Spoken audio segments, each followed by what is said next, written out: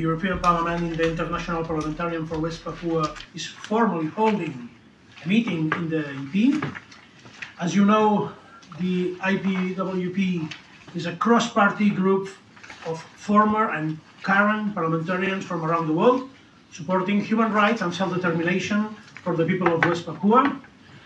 As a European and member of this Parliament, I have insisted in several occasions on the responsibility Europe owes to the people of West Papua. 6 decades after the illegal annexation of West Papua in 1963, West Papuans have been living under a regime of terror, of extreme oppression, which is considered by many as a full genocide.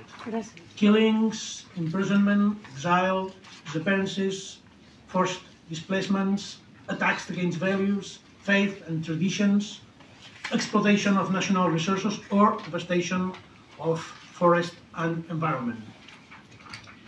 In our questions to the Commission, we asked respect for human rights in West Papua, including the release of all political prisoners and the authorization of a visit to West Papua by the United Nations High Commissioner for Human Rights as negotiating conditions for a free trade agreement with Indonesia.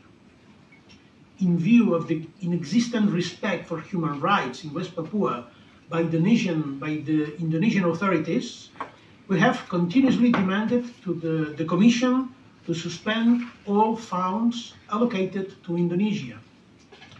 From 4 to 6 December 2023, the 16th round of negotiations for a free trade agreement between the EU and Indonesia was held. The report about this round of negotiation does not contain any mention to West Papua or even to the human rights situation in Indonesia. This is contrary to the comments given by the Vice President of the Commission and the High Representative of the Union for Foreign Affairs and Security Policy, Josep Borrell, on 30 November 2022 in answer to one of our previous parliamentary questions. If I've made a third parliamentary question on this issue, asking explicitly to High Representative Josep Borrell and the Commission if they are met with resistance from their Indonesian counterparts when raising the issue of human rights and particularly on West Papua. We have also asked if the total respect for human rights from Indonesia and particularly West Papua is a red line for the Union when completing this FTA. Now we wait for the answer from the Commission, but we will of course keep putting pressure on them to hold Indonesia accountable for West Papua. In order to put more pressure on this issue of the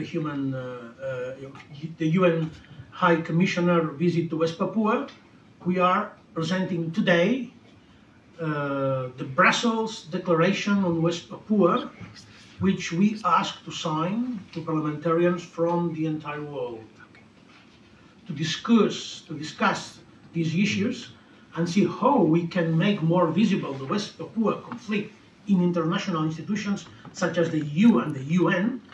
We have here today with us the chair of the International Parliamentarian for West Papua and member of the British Parliament, Mr. Alex Sobel. Thank you. The interim president of the West Papuan Liberation Movement, Mr. Benny Wenda. Thank you for coming. Senator Gorka Elejabarrieta on behalf of the Bildu. And finally, the international human rights lawyer, Mr. Tim Hansen. Thank you for coming. So, now it's time to give the floor to, I think, the first to have the Benny Wenda, I think. Yeah, I think it's Benny Wenda, it's your turn.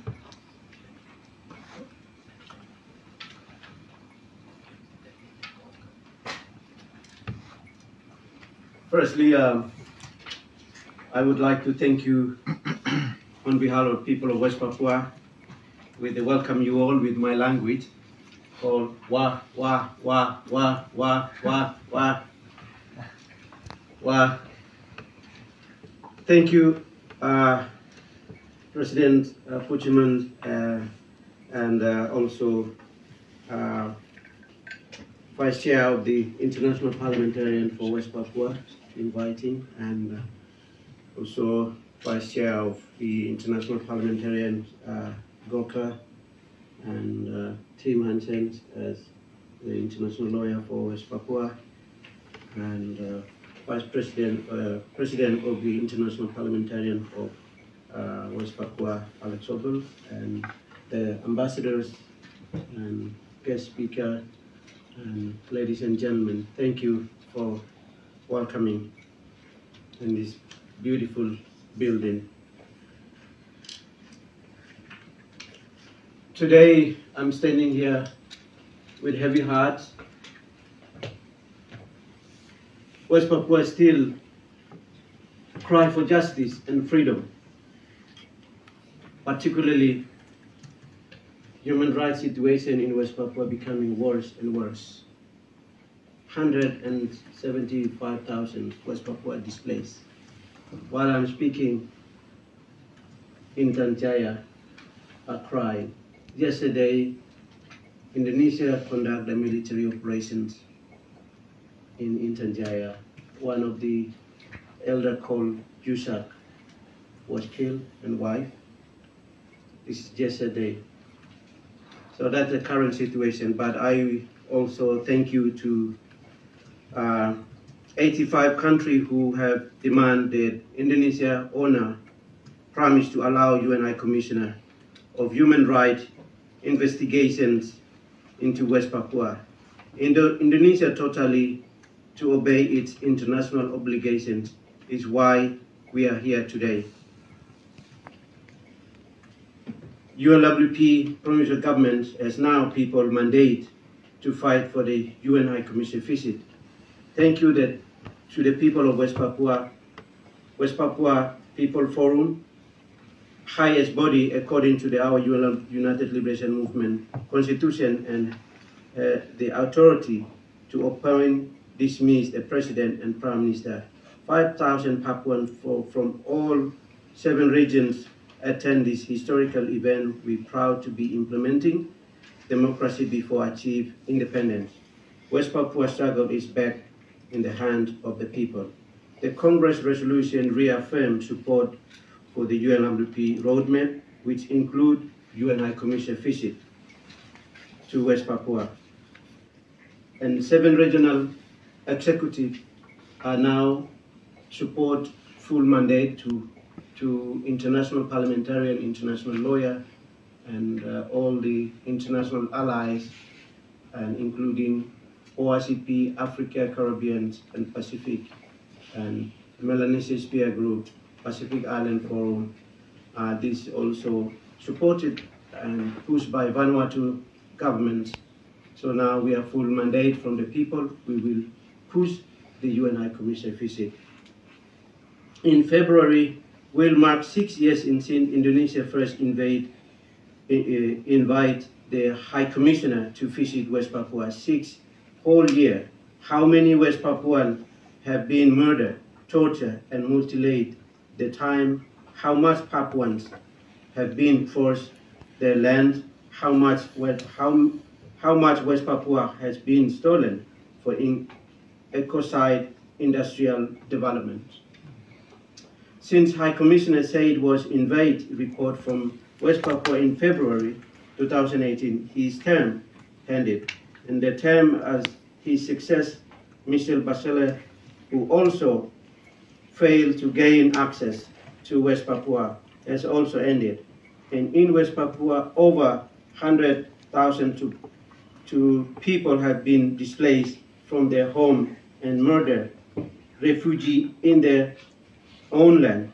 Over 75,000 of my people remain displaced to this day. They are living in the bush without adequate supply of water, food, and medicine. Indonesia refused to allow UN to investigate, goes hand in hand. With their refuse, Indonesia also not allow humanitarian, particularly Amnesty International, Red Cross, International Peace Brigades, including media, even ABC, BBC, not allow last 50 years. This situation like North Korea.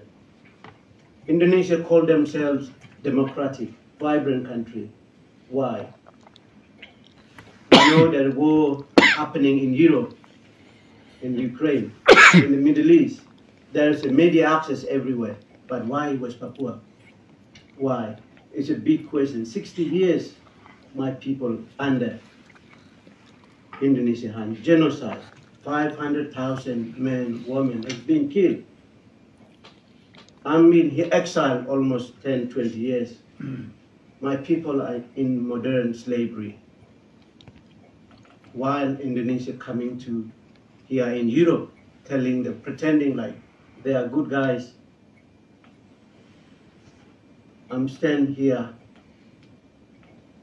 for my people to liberate, free from Indonesian colonialism, because 50, 60 years is enough. And I thank you to the Melanesian leaders. Last year, the meeting in Vanuatu, they also come out with the commitment to push the UN High Commissioner visit. I hope the OICP and 85 countries more put pressure on Indonesian government to allow. Time is running out, 50, 60 years enough, and also this is part of the colonial power, former colonial power. That's obligation, moral obligation to speak out in European Parliament as well. This is important for me to highlight today. I need you to be voice for voice the people. Thank you, President Puigdemont. Always stand for the people of West Papua, Alex and Gorka and everyone here. Thank you. Thank you, Ben. Now I give the floor to our chair, Alex Sobel. Thank you, President Puigdemont, for hosting us today at this important update meeting here of the European Parliament chapter of the International Parliamentarians for West Papua on a UN High Commissioner visit to West Papua and the EU-Indonesia Free Trade Agreement, and for us to make this new declaration, the Brussels Declaration on West Papua, following the Westminster Declaration, which formed the International Parliamentarians for West Papua organisation. The International Parliamentarians for West Papua is a network of parliamentarians from around the world. The IPWP has individual chapters in parliaments and vice chairs, forming a global network. Recent International Parliamentarians for West Papua work has focused on human rights in West Papua. As you have just heard from Benny, the human rights situation is very poor, and we've had no external mission to West Papua since the World Council of Churches in February 2019, which is obviously an NGO mission, not an official mission. The International Parliament for West Papua is increasing international pressure for a visit, which was agreed, as we've heard, by the UN Human Rights Council and Indonesia. And Indonesia has come up with many different bureaucratic reasons why this hasn't gone ahead for 5 years. We have raised questions and motions in various parliaments, and I would like to again thank Alex Sobel for raising questions here, in particular to Vice President and High Representative of the European Union for Foreign Affairs and Security Policy, Josep Borrell. I think it's important to state again what Vice President Borrell said. He said the EU encourages Indonesia to allow the UN High Commissioner for Human Rights to visit West Papua and has urged Indonesia to extend standing invitations to all special rapporteurs and mandate holders. This unequivocal statement of support for the visit made on behalf of the EU Commission, as the growing number of individual states and regional bodies have voiced concerns over human rights violations in West Papua, and Indonesia's continual denial of access for a visit from the UN Commissioner for Human Rights. Those who've called for it include the Pacific Islands Forum and the Organisation for African, Caribbean and Pacific States. We have seen action in individual European parliaments as well. We had a landmark intervention in the Dutch Parliament calling for the UN High Commissioner visit to West Papua, which followed comments made 2 years ago by the Dutch Foreign Affairs Minister, who stated it is important to have such a visit by the High Commissioner as soon as possible. Supporting governments have been made by the UK government. Successive Foreign Office ministers over a number of years have stated they support the proposed visit of the UN High Commissioner for Human Rights to Papua and encouraged both sides to agree on dates for a visit. The High Commissioner's Office said it will aim to secure access to West Papua, with the obstacles being placed in its way by the Indonesian state. The High Commissioner's Office has put out strongly worded statements condemning human rights abuses in West Papua. On the 4th of July 2023, Alice Warumi Nderitu, Under Secretary General and Special Advisor Secretary General on the Prevention of Genocide, stated, "In Indonesia, the human rights situation in Papua remains deeply concerning. This includes alleged harassment, arbitrary arrest and detention of Papuans and non-recognition of the rights of indigenous Papuans that has enabled the alleged appropriation of indigenous lands, humanitarian assessment and assistance, as well as genuine inclusive dialogue to address the underlying grievances encouraged." The International Parliamentarians for West Papua held a major meeting in the UK Parliament on October the 18th last year, calling once again for the UN High Commissioner to be urgently allowed to visit West Papua, which was addressed by myself, by Carlos, by Gorka, and by Benny, and by Jen Robinson, who couldn't be here today from the International Lawyers for West Papua.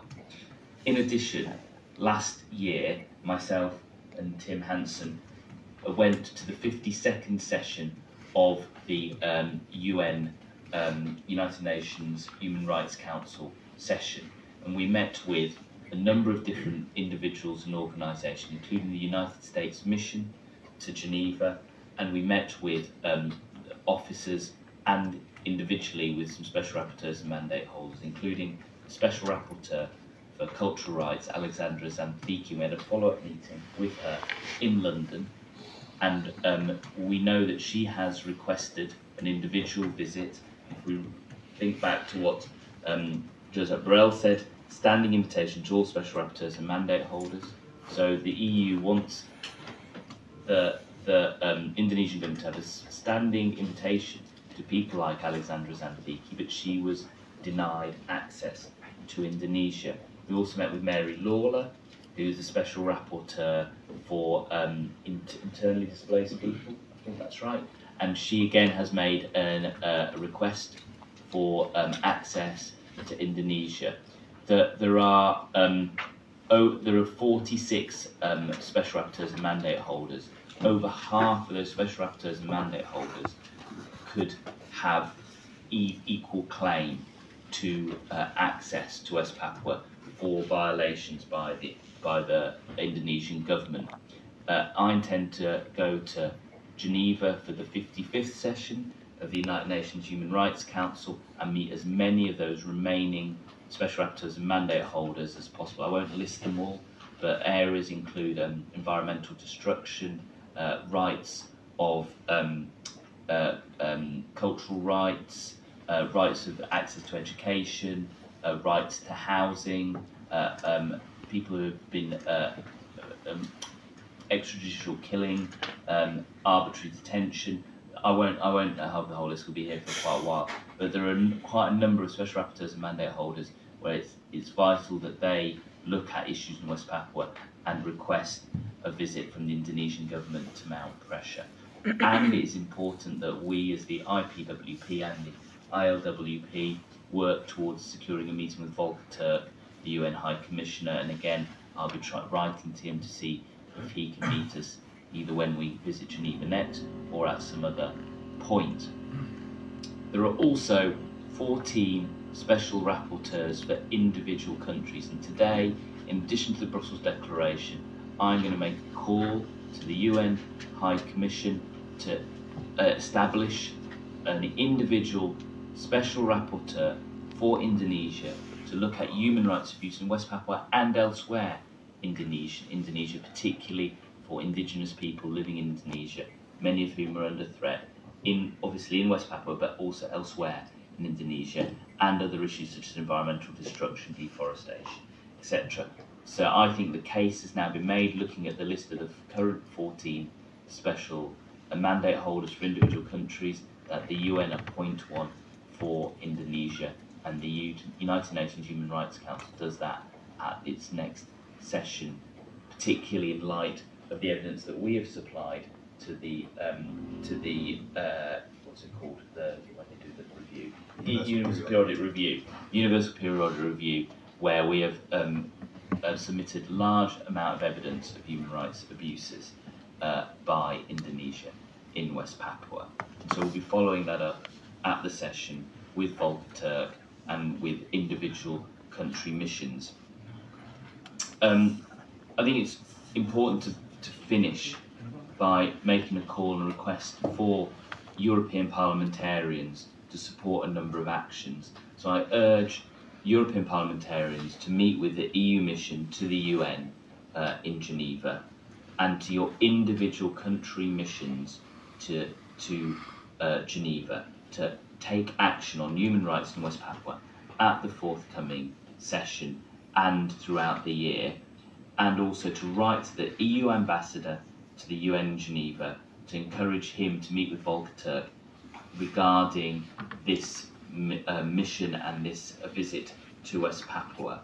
We are planning another meeting of the International Parliament West Papua in London in the UK Parliament later this year, and I invite all members of European Parliament and the European Parliament who support West Papua to join me, and will be given an opportunity to speak in Westminster as Carlos and Gorka have, and to encourage European parliamentarians to raise questions here regarding the EU's voice at the UN in Geneva with regard to West Papua, and, as Carlos has been doing, to raise questions about human rights in relation to the forthcoming EU Free Trade Agreement with Indonesia, on human rights, on deforestation, on internally displaced people, arbitrary detention, on many other matters.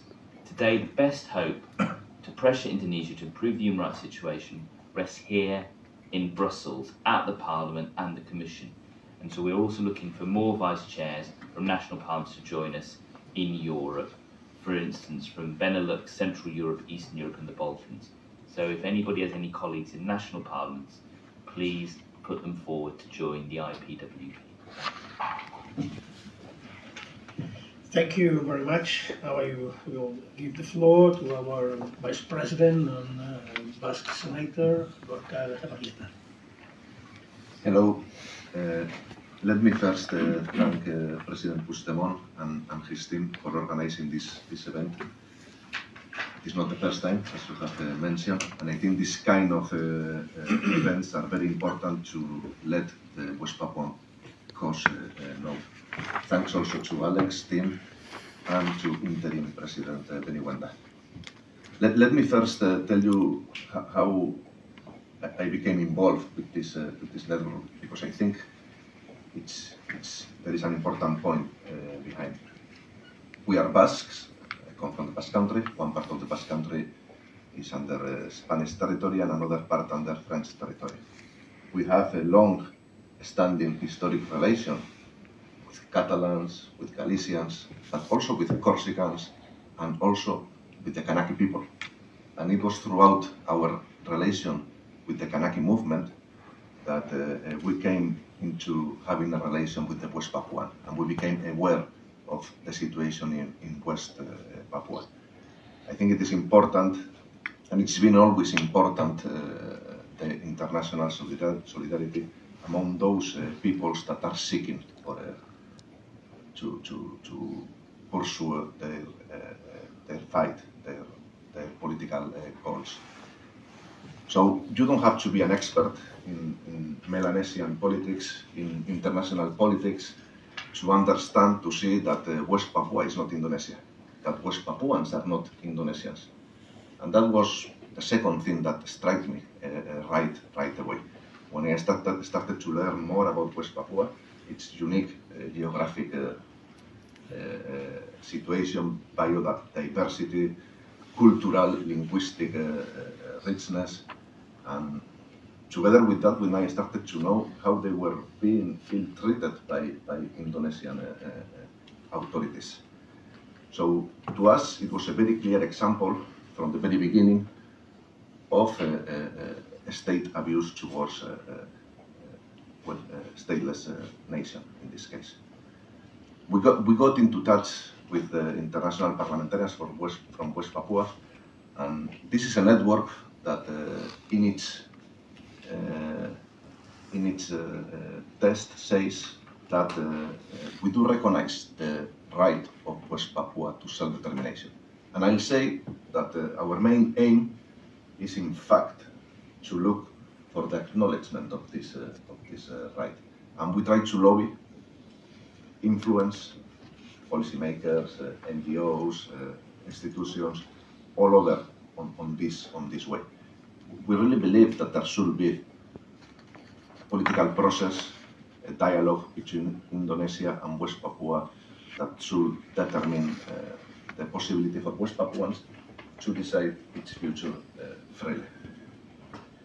The humanitarian situation in West Papua, and I will not go long into it, it's known to all of us here. And it's of a great concern to all of us. And this is why the International Parliamentarians Network has focused over the last years on trying to do a simple thing, which is trying to provide for a visit of the Human Rights High Commissioner to West Papua, precisely to look at what's going on, and to tell us, the rest of the world, whether our claims are rightful or not. And I think that the first question we should ask ourselves, it's also a very simple question, and it's why Indonesia does not want for the High Commissioner to visit West Papua. I think the response is very simple. So there are over 80 countries asking for the Human Rights High Commissioner to visit West Papua. And still this visit has not happened. So I think we have to look into ways on how to put pressure for this visit to happen. The Brussels Declaration that is going to be released later today within this meeting is also looking for this visit to happen. And I think the next step, or one of the next steps, should be to look for more support from parliamentarians all over the world for this declaration. When I started to work on this cause, another thing that struck me was that I did not know anything about West Papua before. I did not hear anything about West Papua before getting involved in the network. And I think this is one of the challenges we're facing here, which is West Papua is not in the international agenda. There is no much information, reliable information on what's going on the ground.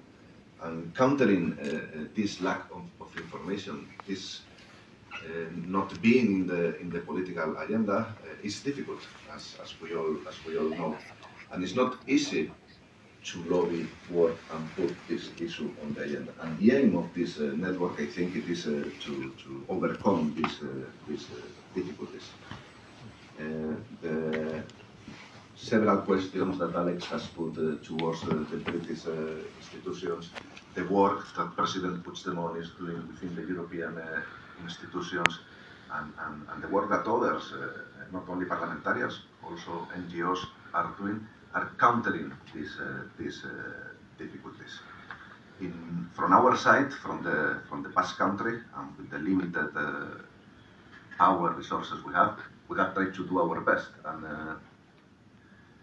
we brought the delegation from West Papua, led by President Benny Wenda, to the Basque Country, where we had the possibility to meet with the Basque Parliament and with the Basque government. The Human Rights Committee of the Basque Parliament welcomed President Benny Wenda, and later on they passed a motion, which in the Basque Country had some impact. I believe it was the first time that in the Basque Country there was an event on West Papua. And later on, we did the same in the Spanish Senate, where we invited President Benny Wenda to meet and brief both chambers, I think, I remember, two different MPs and senators from different parties. And a motion was also passed in the Spanish Senate asking for the Human Rights High Commissioner to visit West Papua. I think we have been successful over the last years in spreading information on the situation of West Papua. I think we've been successful because we have focused on very specific goal, which is the visit of the High Commissioner. I think we have to continue to do that work, and I think we need to be more in order to do it more successfully. So I encourage everyone here within European institutions, but also from different member states and also outside of the European Union, to take the flag of the Morning Star, the flag of the West Papuans, and to try to fight for this rightful cause. Thank you very much.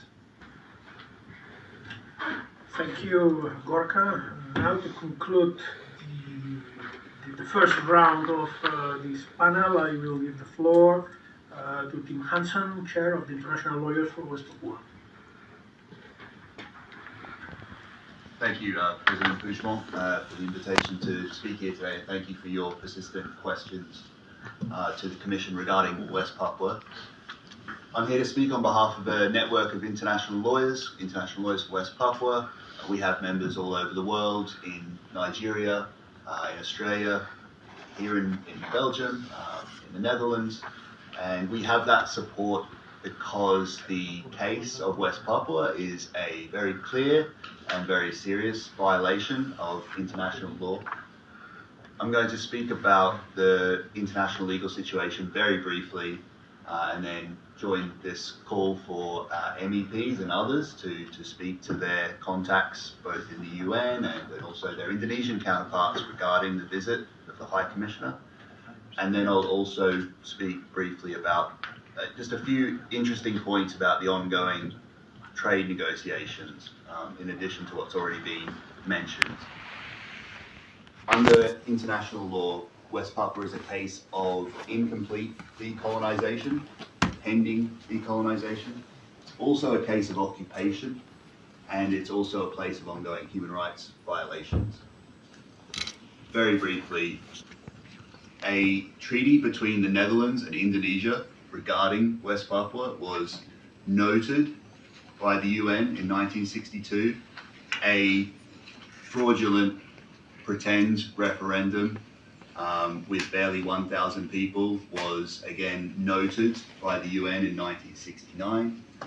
The reality is that West Papua has never exercised their right to self-determination. That's why decolonization is still pending. And what occurred in the 1960s is a violation of the sacred trust and the obligation under the UN Charter, under Article 73, a charter that the trade agreement is due to make reference to. More on that in a moment.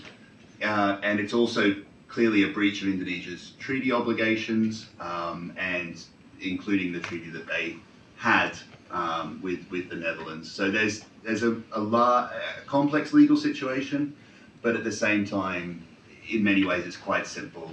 The decolonization is incomplete. Therefore, West Papua should still be a matter for the United Nations Decolonization Committee.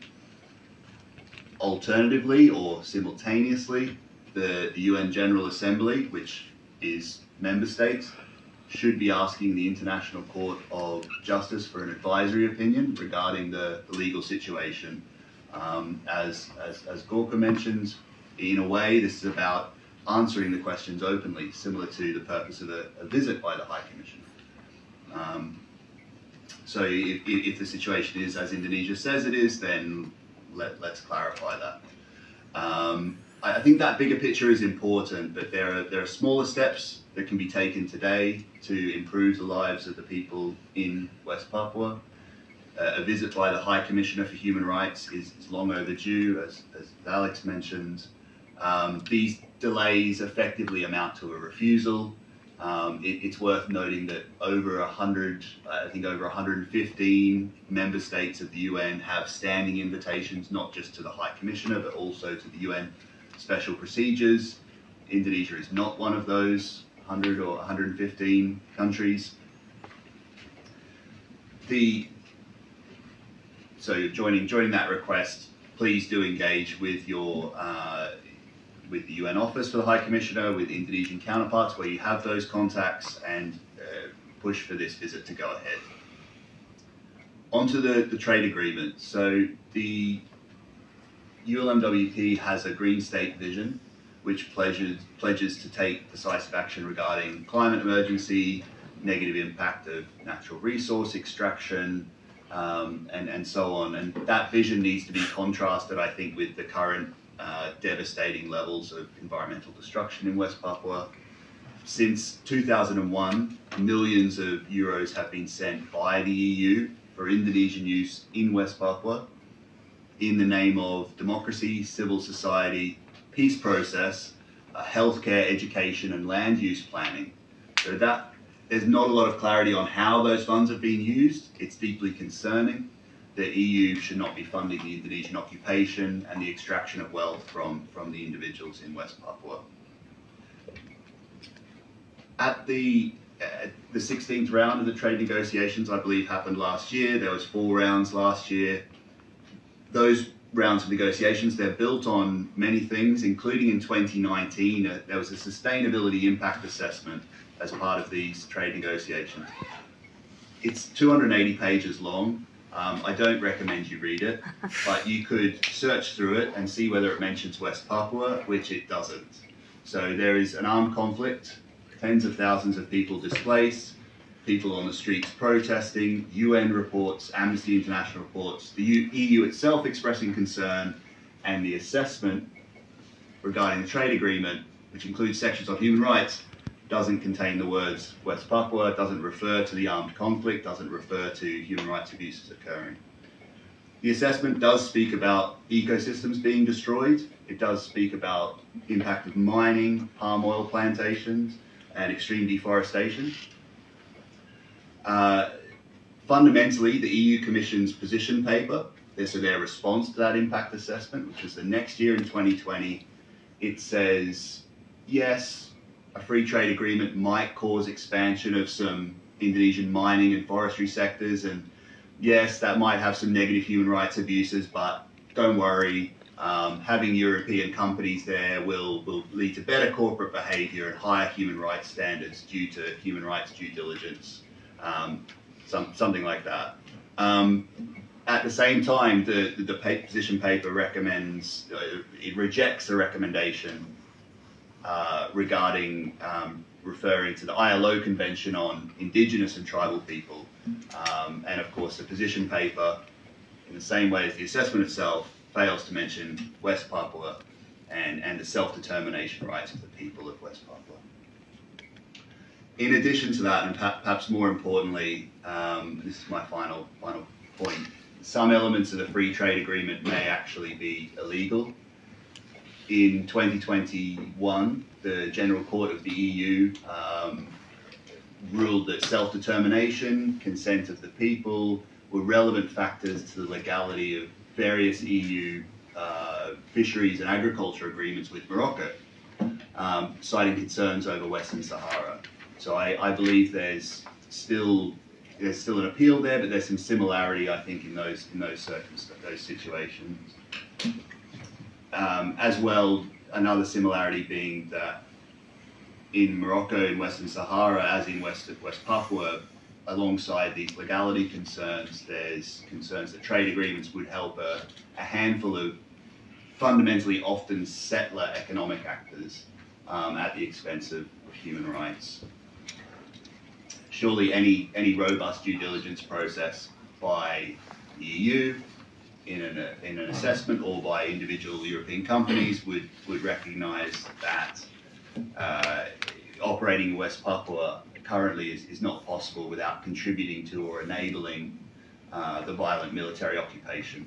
So my final request is to work with MEPs and others who have leverage in this situation to pause and reconsider the free trade agreement, or at the very least to include the discussion about West Papua in the upcoming rounds and to revisit that impact assessment. Thank you. Thank you very much, all of you. Thank you. Before the read of the Brussels Declaration, we will open a short Q&A round. If you have some questions, some remarks, or even if you want to add something else, it's time to do it. Or maybe it's all clear. I think we are agreed, yeah? I have a question for Mr. Hansen. You could use the micro, please. Yes. I have a question for Mr. Hansen. Will it be a step, interesting step to denounce Indonesia to the International Court as genocide? So the ICJ has, thank you. If there's a dispute between two member states of the UN, they can take that dispute to the ICJ, potentially regarding the Convention on Genocide. That's what we're seeing at the moment with South Africa and Israel. So I think it's a very valid question. There was a Yale University study that did look at the situation of West Papua and described it as a slow motion genocide. There have been other assessments that have used that word. It would require a UN member state to take that case. I think at the moment the pressure from the movement is to move towards if there's enough sufficient momentum within the UN to call for something that's significant. The push at the moment is for an advisory opinion regarding the legality of the occupation, but that's absolutely an alternative avenue. I think it's a worthwhile suggestion. Thanks. Good morning. A question open to all of you. You've explained very blatant human rights situations. Who is on the other side? Who is helping Indonesia get away with it? And also here in the EU we have a very vocal and effective, sometimes unjustifiably effective, opposition to many free trade agreements on green grounds. So have you looked for the help of these Greenpeace, these big NGOs that defend the environment to give a hand in this case?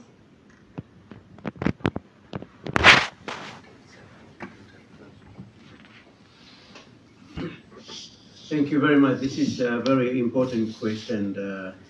You know, we know that European Union are always working with the Indonesian government, trying to defend one another.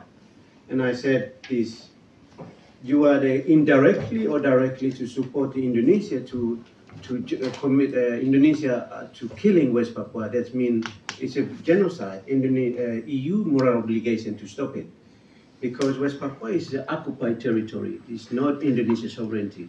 This is West Papua sovereignty who are in Indonesia stolen from us 1961. That give us for independent 8 weeks period, but Indonesia take over. So it's directly or indirectly invested. So I hope that we don't have any allies, particularly NGO groups. So hopefully there is a number of NGO groups based in Germany.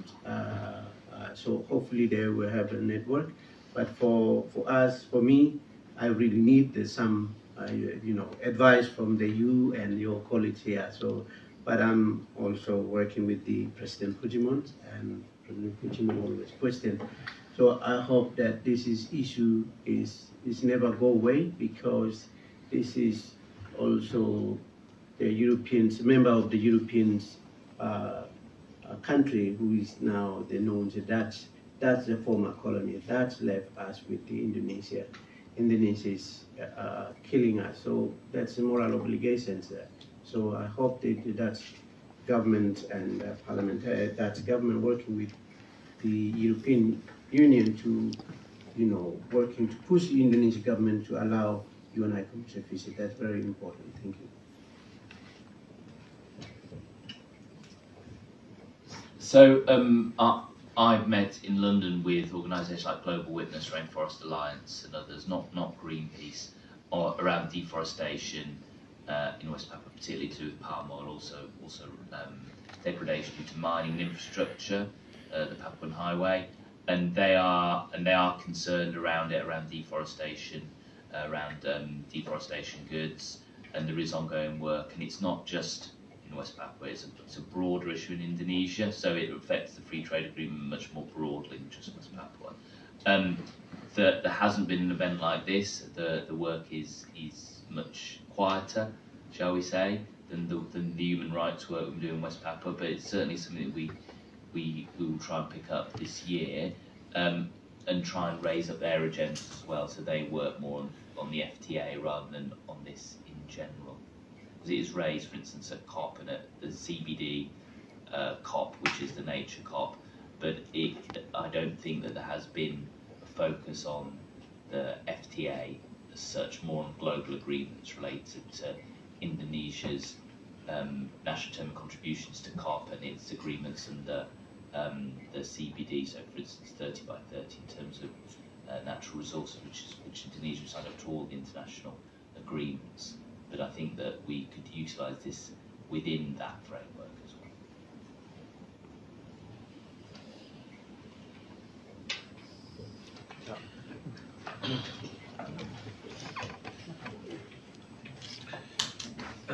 Thank you, Chair, and good morning. At the outset, I just want to thank you for the invitation for the Mauritius delegation in Brussels to attend this meeting. Very informative, and coming from an island myself, which has its own issues of incomplete decolonization, I really understand the facts with whatever is happening in West Papua.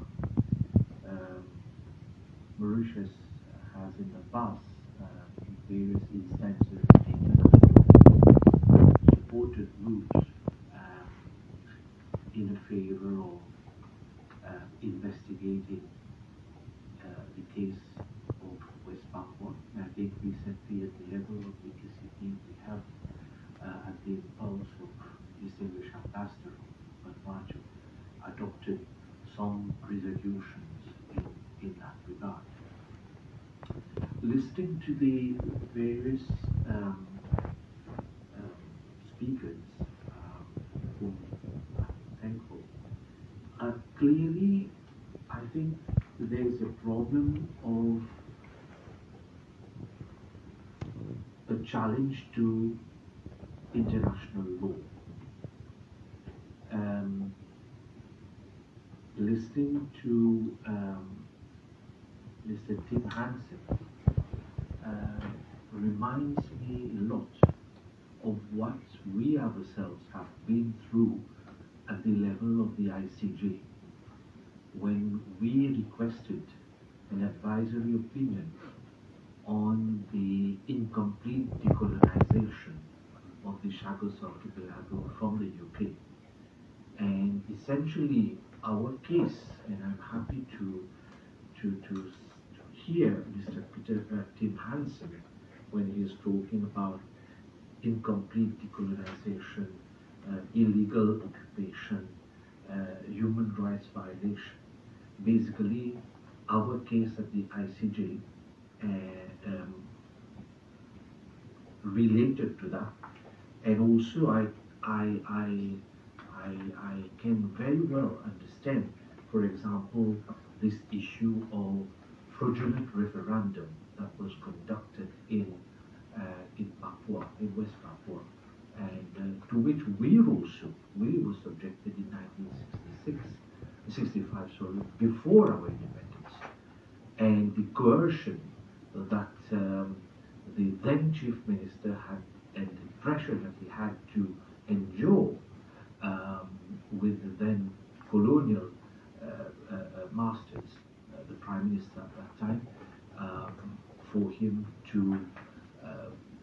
give away Chagos, otherwise it would not achieve independence. So we fully understand all those arguments very well, and these are, I am just taking the floor to also sort of second whatever has been said by Mr. Hansen, that we have been through it. It is not only Papua, it is something that is happening. So what is happening actually at the international level is a challenge to the international law. There are UN resolutions, there are, I think you mentioned, Mr. Sobel, I think mentioned a number of those mandates adopted by the OHCR, by the UN General Assembly also, and by various individual governments, but all those mandates have been flouted, which means that clearly the occupying power, which is Indonesia, is flouting and violating its international commitments. So there is a challenge to this international law. And my question today is, how do we, I think Madam approach the issue from the environmental perspective, but I think it is much more than that. How do we actually, as civil society or responsible members of the society, representatives of the people, how do we come together to enforce international law? How do we put pressure for the implementation and the respect of international law? I think this is also one very important aspect on which we need to. I don't have a solution to that, but I just wanted to raise it because I do take the point. We can bring the issue to the fourth committee, decolonization committee of the UN General Assembly. How this is going to ultimately develop. There are already around 9 or 10 cases, I think, at the UN Decolonization Committee for the past decades, but nothing has really happened. We brought the case to the ICJ for the advisory opinion. We won the case, and we've been applying pressure here and there, but up till today, the decolonization of Mauritius remain incomplete. So at the end of the day, you are going to hit against the wall of non-respect of international law. And this is why I'm saying, how do we come together? I don't expect any answer. I don't think we can have an answer right now, but I just wanted to throw this boldly. Thank you, sir, for taking the time. Thank you very much for your remarks. Please. Thank you very much, President Puigdemont. Thank you also for extending the invitation to Vanuatu's mission in Brussels. I believe it is the issue of West Papua has been I think something that has been troubling the Pacific region for a long time. As you would know, there are a number of institutions that were referred to by President Wenda. For example, the Melanesian Spearhead Group. We have went to the extent to well, I think our leaders went to the extent to also acknowledge or accept Indonesia as an associate member of the MSG, and also the ULMWP has an observer in the MSG. I think it is some of these opportunities where we are looking at how can we maybe have some way to dialogue, to share views, so that we may make some progress, because I believe, as it has been said, since 1960s, we have many people, many victims. And we know that the interests are so huge, economic interests are so huge, investment from the US interest, EU interest, UK interest, very huge. Also Australian interest there, very huge. So I think these are what I believe that is creating, well, some of the challenges that are making for example, having a visit by the Human Rights High Commissioner very difficult. Because if they go there, they will just see the reality that we already know, that we know that things that have been going there and are not very well. But we also, I think, the EU, I think EU is one of the, I think, an international partner that is reputable, that we can work with to make some improvement. We have those regulations, new regulations, for example, the one on deforestation that has just been approved. We know that these may put some pressure on, for example, the FTA, when they negotiate the FTA. We want more scrutiny on those products that are being exploited from West Papua, that those companies that are exploiting those products must have some kind of traceability of the products, so that those products don't enter the EU market free. They have to be properly scrutinized. And I was mentioning the EU because we have also been working with EU with regard to climate change, all this environmental devastation. As you know, Vanuatu has with the EU and other member countries of the UN secured this resolution from the United Nations for an advisory opinion from the ICJ on the impact of climate change. So I think these are, for small countries and vulnerable communities, we only have international law. We have international law where we can put forward our own rights and to ensure that our communities, those vulnerable communities, have their rights protected and acknowledged and recognized. So I think I would like also to commend the International Parliament for West Papua and the International Lawyers for West Papua. The work that they were doing, President Puigdemont, I think I commend him for this new initiative of the Brussels Declaration. I believe that with my colleague here, we can also work on that one so that the members of the OECPS also come on board and sign off the declaration. As you may be aware, there's, I think, a joint parliamentary assembly that is taking place next month in Angola, that will gather all the member parliamentarians from OECPS and EU. And I believe that will be an opportunity whereby the declaration will be processed and discussed by members of parliament and have it to some extent agreed and maybe signed off. But I think this is an ongoing work that needs to be done. Thank you for the opportunity. Thank you also for your work and for your comments, of course. Anything else? Want to say something maybe?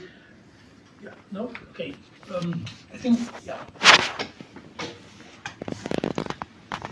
So, I would like to thank you very much for this very relevant discussion. I think you touched on it already, this lack of necessary discussion on this topic in the international sphere. And I think that naturally translates into universities and the education sector. I myself study a very international course with subjects like self-determination and minority rights. But this is a topic and an issue that still hasn't been raised in any of my classes. And so my question would be, have there been any efforts yet to try and support the raising awareness of this issue? And the other question would be, what would you suggest to our generation that is still in university and wants to make an impact in those kinds of conflicts that we can do in order to put forward this very relevant and necessary discussion? Thank you.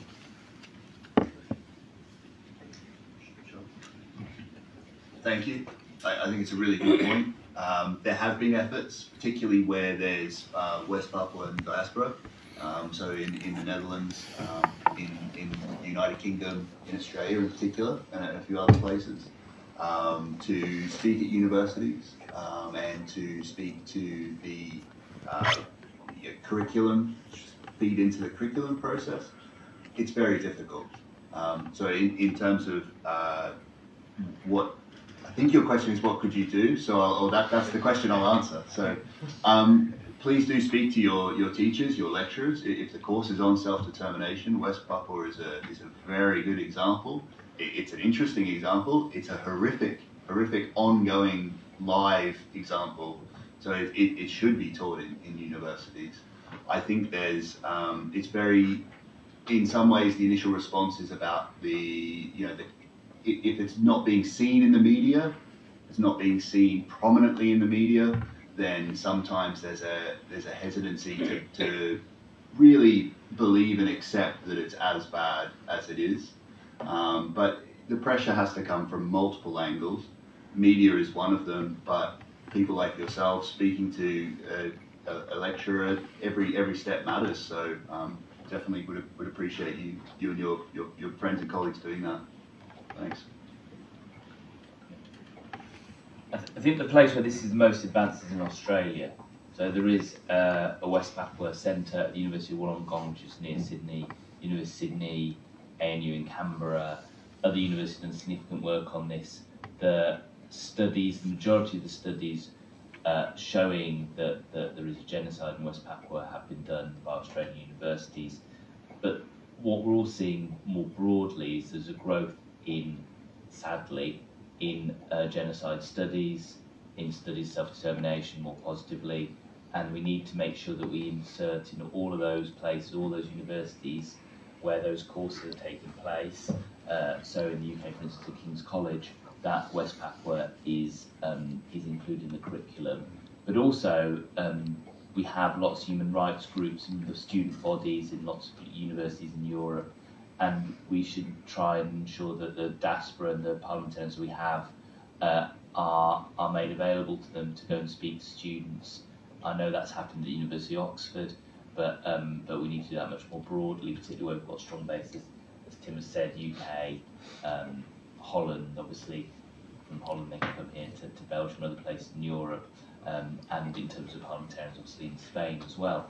So there is some opportunities which we probably need to think about, because we need to draw people into the movement more broadly, the next generation of civil society, of lawyers, of politicians, of academics, to ensure that they are working and knowledgeable of what's happening.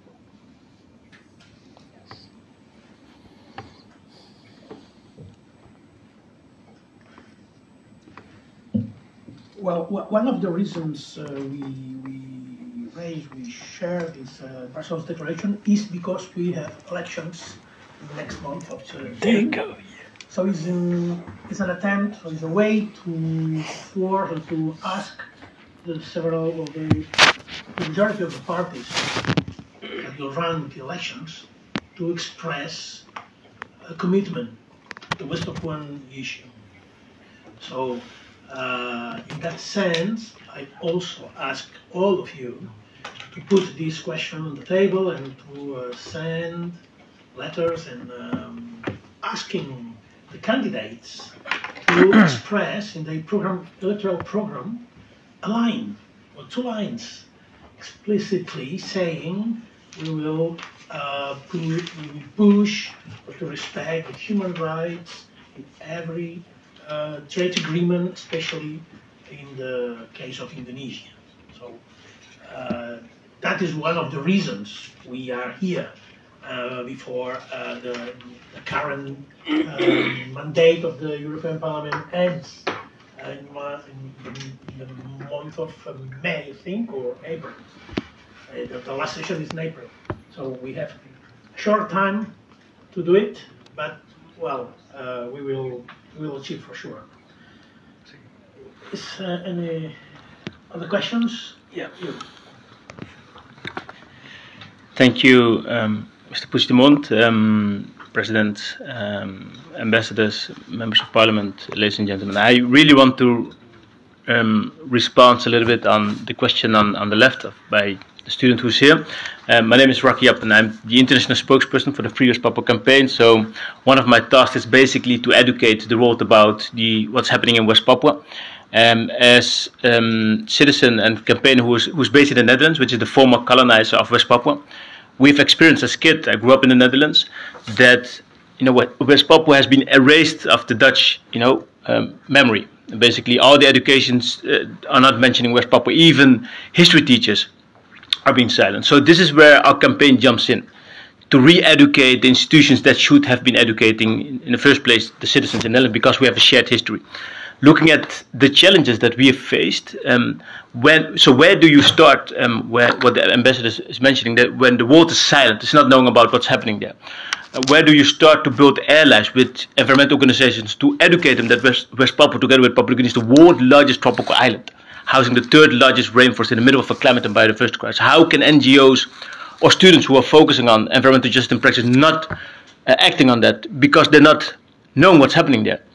So where we start is to replant seeds in every individual, so they at least are aware about what's happening there. And the second thing we try to do is to arm them with what they can do as students. Holding a master thesis, a journalist can write an article, parliamentarians can fill the emotion. So this is what we've done in the Netherlands for about 20 years since we became part of the Free West Papua campaign chapter. What we've done in just 10 years' time is basically reactivate universities. We are giving many lectures on universities, collaborating with students, so they make projects around West Papua. They do an internship on West Papua for a campaign. And I think these are the small steps that have resulted in increasing awareness in the Netherlands, where we have adopted this UN High Commissioner visit because we are lobbying with the members of parliament. So within the environmental movement, on universities, the media have been in exposure of increasing steps highlighting on West Papua. So these are the things that we encourage students, parliamentarians, journalists to do. So, but we have to reach out because they're not reaching out to us. As we can see what's happening around the world, especially in Palestine and Israel, we see an immense momentum. In the Pacific region, people are holding protests in solidarity because it's in the mainstream media. So we have to ignite that news. We have to create news ourselves. And this is what I love to do with the great team that we have. But we need, people to be motivated to do. And I think what's happening here, the ambassadors and Mr. Puigdemont and his team are showing what you can do as ally. And this is just one of those events that we show the solidarity for the people in West Papua, that we can be a change. So, thank you.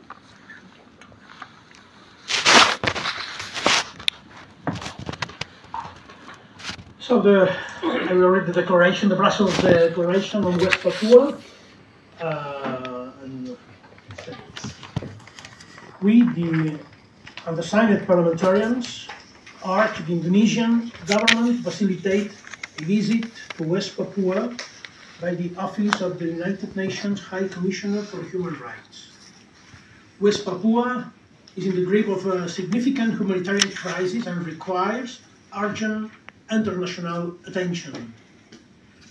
The UN estimates that 100,000 indigenous Papuas were displaced as a result of Indonesian military operation between December 2018 and March 2022. According to data complied by human rights defenders, a total of